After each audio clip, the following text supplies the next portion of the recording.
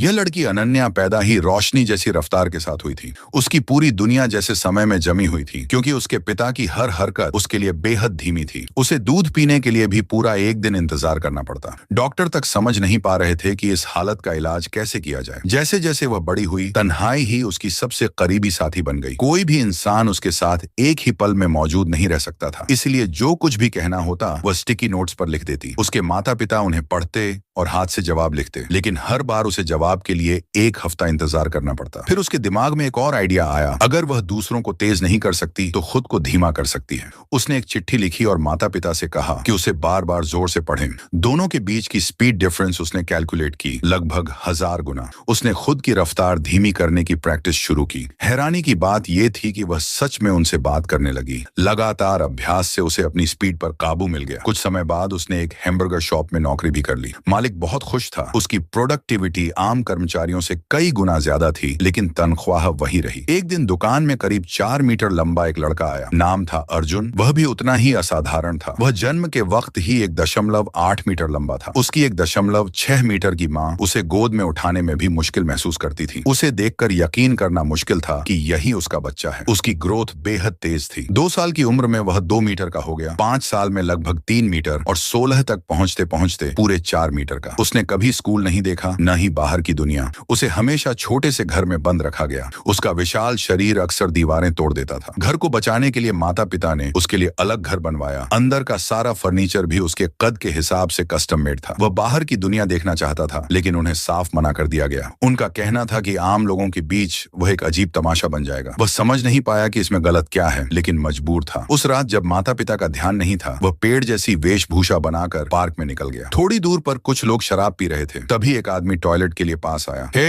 Yo, I see it. Oh fuck, अरे यार, भागो भागो, ये तो चलती फिरती चीज थी। ये कोई घटिया मजाक है क्या?